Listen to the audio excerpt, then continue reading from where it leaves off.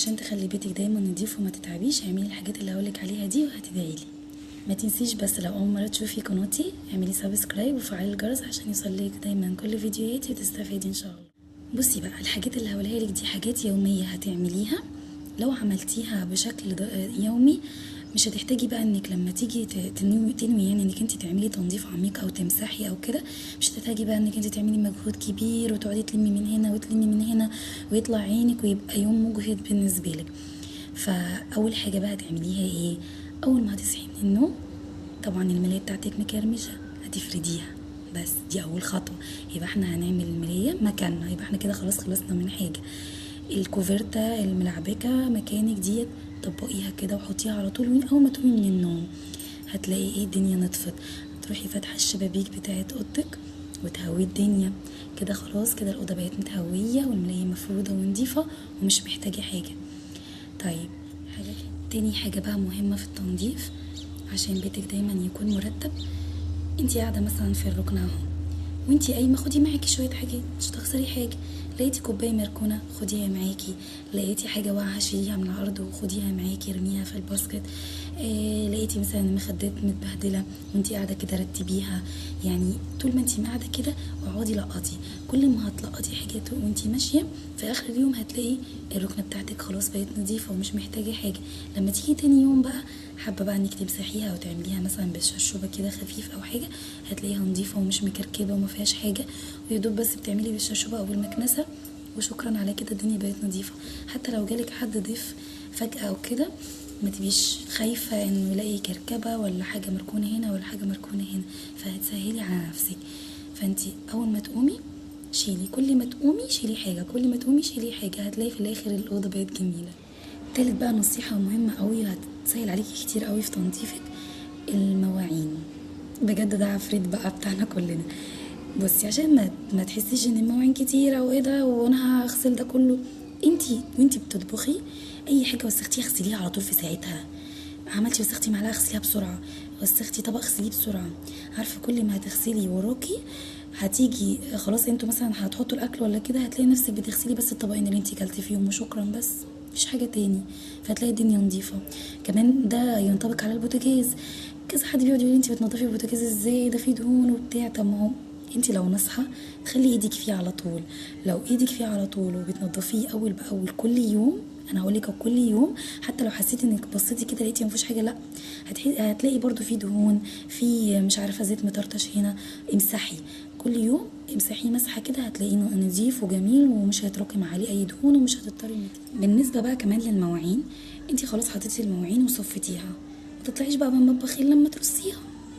خليكي نصحى عشان ما تبصي كده على المطبخ هو جميل، ما تبقيش متضايقه من المواعين اللي مقلوبه على وشها دي. حسي كده ان الدنيا نظيفه وجميله. معلش تعالي على نفسك دقيقه كمان وحطيهم. بس وانتي بتحطيهم بقى لا ده الدنيا مكركبه في الضرفه، ما تظبطيهم كده وانتي قاعده. يعني لقيتي الحله معوجه عدليها، لقيتي حاجه مش محطوطه مكانها حطيها. يعني وانتي بتحطي المواعين بتاعتك مكانها في الضرفه ظبطيهم، هندميهم، رصيهم، شيلي مكانهم وامسحي مسحه خفيفه، هتلاقي الدنيا نظيفه خالص ومش هتضطري انك تعملي كل شويه. النصيحه بقى اللي بعد كده وهتخلي عندك راحه نفسيه كبيره، التلاجة. لما تيجي تاخدي حاجه من التلاجة رصي كده الحاجات وانتي واقفه وخلاص، ويبقى في ايدك مثلا فوطه وامسحي كده تحتيهم وخلاص.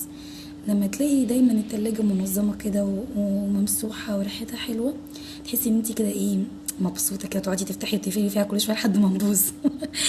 فبجد الحاجه دي بجد هتريحك جامد.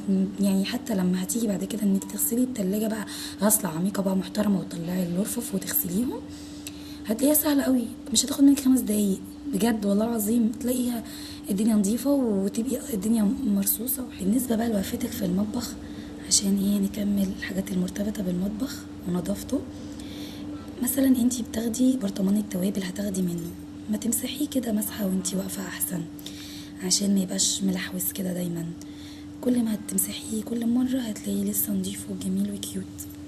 استخدمتي مثلا الميكرويف وفي فتافيت كده من الرده مثلا، عارفه لو فضلتي تسيبي رده على رده على مش عارف ايه مطرطش على ايه هتلاقي الميكرويف شكله يقرف ومش حلو.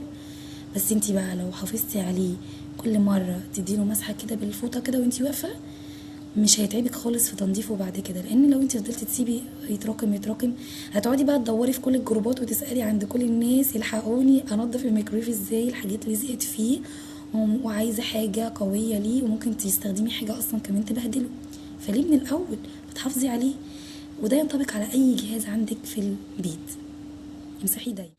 كيس الزباله لما تيجي ترميه امسكي الباسكت واغسليه. انا عماله اقول حكم النهارده مش عارفه ليه. لما تشيلي كيس كيس الزباله خلاص انتي ربطتيه ورميتيه. لما تيجي بقى تحطي كيس جديد اغسلي الباسكت. ما تغسليه يا بنتي، هيجرى يعني؟ ما تغسليه ده مش هياخد منك دقيقه، بدل ما تقعدي تحطي كيس مكان كيس مكان كيس ويعمل ريحه وتحسي ان المطبخ كله ريحته اتقلبت، وكل ما تطلعي الكيس هتلاقي ريحه مش حلوه. ليه؟ فانتي اول ما تشيلي الكيس القديم قبل ما تحطي الجديد اغسلي الباسكت غسله كويسه كده وعطريه، وحطي الكيس بتاعك عشان الدنيا تفضل نظيفه كده والباسكت نفسه يفضل نظيف. بالنسبه بقى للحمام، مجرد ما دخلتي الحمام مثلا داخله تغيري مثلا الدايبر لابنك مثلا في الحمام، وانتي واقفه حطي شويه ميه على الارض وامسحيه. هيجرى ايه؟ مش هيجرى اي حاجه، هتلاقي الارضيه نظيفه كده وجميله دايما بدل ما تبقى ملحوسه. يعني لو عملتي كده دايما هتلاقي الدنيا نظيفه.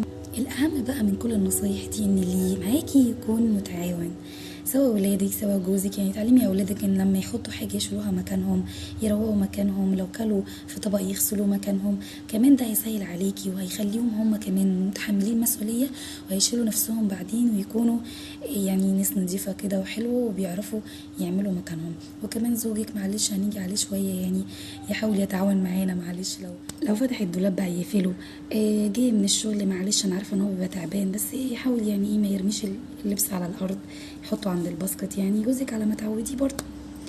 وبالطريقه دي وبالنظام اللي بقولك عليه ده والله بجد بجد هتدعي لي، لانك انت هتلاقي دايما البيت نظيف.